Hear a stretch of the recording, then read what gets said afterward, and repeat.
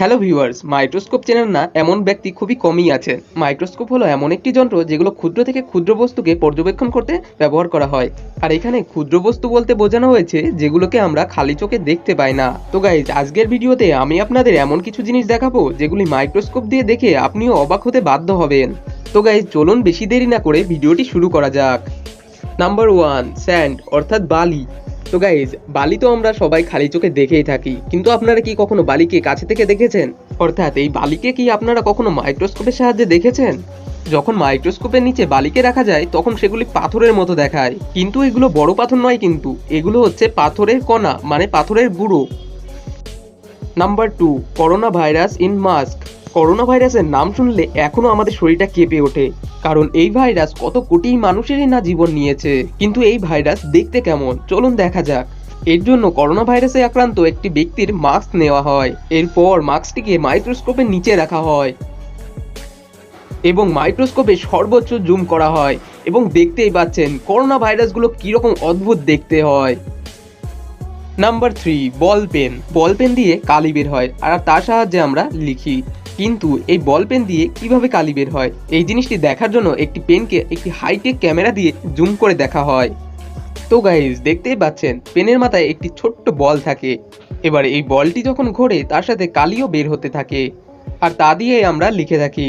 তো গাইজ, বুঝতেই পারছেন একটি পেনের জন্য একটি বল কতটা ইম্পর্টেন্ট। Number 4, injected skin. তো গাইজ, ইনজেকশন এই জিনিসটাকে ছোট বড় প্রায় সবাই ভয় পেয়ে থাকে। আবার এমন অনেক ব্যক্তি আছে যারা এই জিনিসটাকে বিন্দুমাত্রও ভয় পান না। শরীরে ইনজেকশন পুশ করার পর যে গর্তের সৃষ্টি হয় সেটা দেখলে এরাও ভয় পেয়ে যাবে, কারণ এটি দেখতে খুবই অদ্ভুত লাগে। আবার অনেকে আছেন যারা এই ছবিটি দেখার পর মোবাইলের কাছ থেকে 100 হাত দূরে চলে যাবেন। Number 5, mobile screen colour.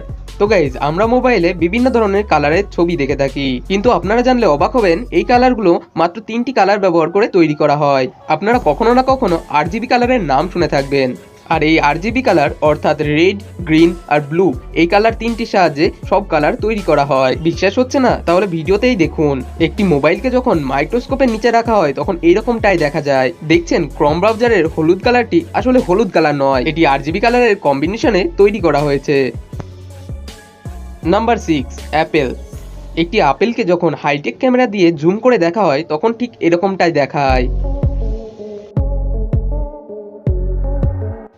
Number 7, দই। দই কে না পছন্দ করে? ইনফ্যাক্ট দইয়ের নাম শুনলে আমার জিভে তো জল চলে আসে। কিন্তু এই দই যখন মাইক্রোস্কোপের নিচে রাখা হয় আর তা যদি আপনি দেখেন তাহলে খুবই অবাক হয়ে যাবেন। তো গাইস, দেখতেই পাচ্ছেন দইয়ের মধ্যে কত রকমের ব্যাকটেরিয়া দৌড়াদৌড়ি করছে। এবার অনেকের মনে একটি প্রশ্ন জাগতে পারে, কেন মানুষ তাহলে দই এত পছন্দ করে?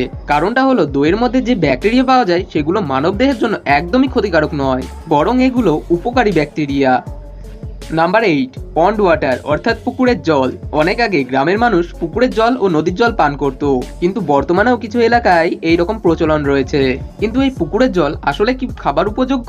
চলুন মাইক্রোস্কোপের সাহায্যে দেখে আসি। কিছুটা পরিমাণ পুকুরের জল নিয়ে সেটা যদি মাইক্রোস্কোপের তলায় রাখা হয় তো আপনি দেখতেই পাচ্ছেন এই জলে কত অণুজীব, কত পরজীব আর কত ভাইরাস জাতীয় ব্যাকটেরিয়া রয়েছে। এরপরও কি আপনি মনে করেন যে পুকুরের জল বা নদীর জল খাবার উপযোগী? Number 9, butterfly. গাইজ, প্রজাপতি হলো সবার একটি পছন্দের জিনিস। এই প্রজাপতির পাখনা সাধারণত মসৃণ হয়ে থাকে, কিন্তু যদি সেটা আমরা মাইক্রোস্কোপের সাহায্যে দেখি তাহলে অন্য কিছুই দেখা যায়। তো গাইজ, দেখতেই পাচ্ছেন প্রজাপতির এই পালকে ছোট ছোট আঁশের মতো অনেক জিনিস রয়েছে যেগুলো আমরা সাধারণত খালি চোখে দেখতে পাই না।